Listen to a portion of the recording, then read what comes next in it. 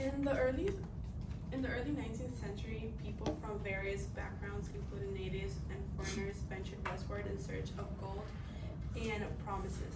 Among these seeking opportunities were immigrants, including the Irish, whose impact on North America influenced the cultural development of the United States. As you can see in this map, the eastern part of the country is much darker in contrast to the rest of the west. And it shows the activity and population growth, especially in the northern eastern part, such as cities of New York, New Jersey, because this is where urbanization and Indianization took place. And only at the outer western coast there is activity and growth, because this is where people were in search for gold, God, and glory, as they were promised, in contrast to the rest of the west. My name is Sarah. Hello, my name is Salome. Hello, my name is Janasia. Hello, my name is Miguel.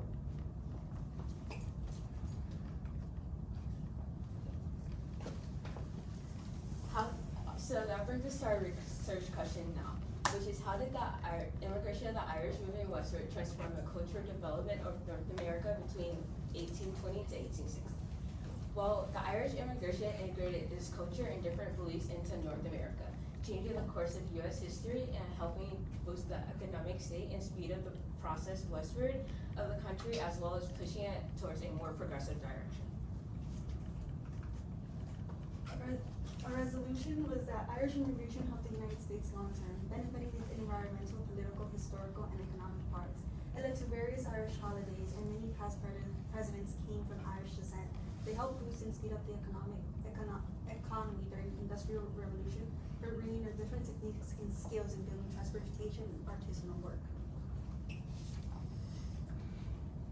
When the Irish migrated to North America in this period, they contributed immensely to westward expansion, as they were a big source of labor for developments in North America, particularly in transportation. They were a big reason for the transportation revolution in North America, where transportation became cheaper, faster, and more efficient, particularly with steamboats and railroads, as illustrated here and here. A reason for the successful translation of Irish labor from Ireland to North America was the lack of technological developments in Ireland, which meant labor in Ireland was tougher. The Irish were relegated to only being given low-paying and undesirable work when they migrated to North America. The reason for the labor in transportation developments. The work that they did was what would make the extent and quickness of westward expansion possible. Many migrants faced these kind of challenges, but especially the Irish, because of discrimination. In this metaphorical illustration, the Irish are placed at the very bottom, with the people on top being because of their ethnicity and race. The view and treatment of the Irish was what made it because of the era's politics. The developments in transportation made transportation cheaper, boosting North America's economy for various reasons. According to researchers at the University of Missouri, in the 1820s, transportation by steamboats, as shown here, cost around $30. Although for shorter distances, it would cost as low as $15. In the 1860s, these prices went down to $20. And for shorter distances, it could cost as low as just a few dollars. Transportation by railroads also became cheaper, in the 1820s costing around $40 and reducing to around $10 in the 1860s. Manufacturing industries would benefit from paying minimum wages to Irish immigration.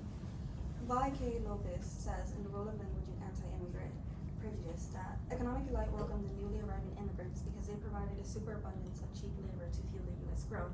This was an economic success for American sectors to help make a more significant profit. Still, it did take away jobs from many native-born Americans.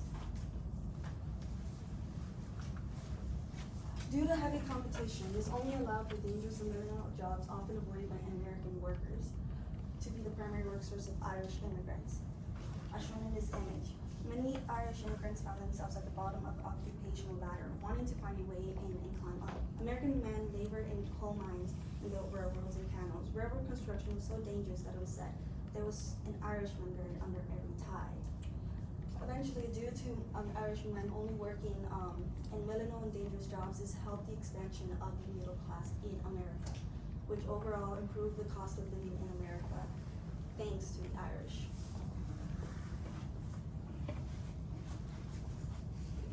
As seen in this first image, the Irish immigrants, among like many other immigrants in New York, usually used the political scenes such as salons at Tammany Hall. This led to many Americans revolting and wanting to get back their idea of American politics and restoring their American ways, which was to push out the Catholics and bring back more Protestant churches. In this image below, you can see other immigrants such as the Irish, the Scottish, the Chinese, all being turned away from work in Brooklyn due to revolutions such as that, which one of the most prominent ones being the Know Nothing Party.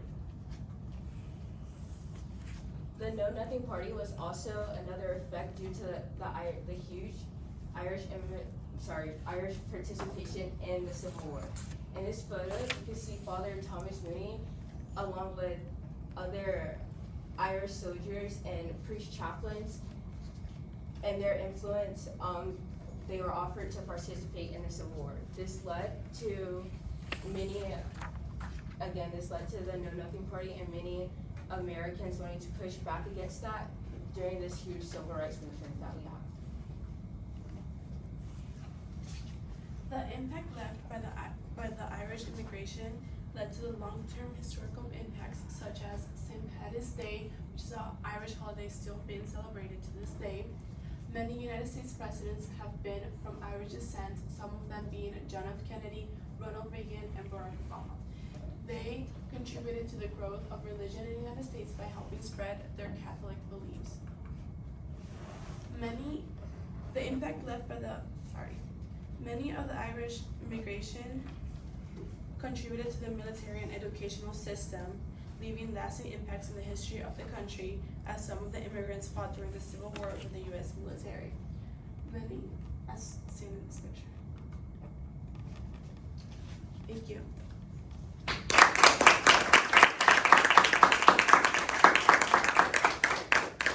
Scoot together, sure. All right, Miguel, we're going to start on your side this time. What's an example of an argument from one of their reports, or even your own report, that you chose to not use in the presentation, and then why so? Well, for mine, the environmental perspective of it, there were many examples of island developments, like specific island developments that made their way to North America and helped contribute to the development of transportation here. I chose to not include them, mostly because of just too much information and it not being very connected to either of the other three. Okay, thank you. Let's see, next up, where are we? Okay. What's a way in which your team's resolution makes you think differently about the research you conducted? Our resolution really tried to focus on the overall impact of each of our topics that we chose to speak about, and the resolution made me think about the research that I made, as I could have gone deeper and found more information about certain areas of my topic to contribute more to the resolution. Okay. Janasia, describe an argument from one of your peers' reports that makes you think differently about your overall conclusion that you guys came up with.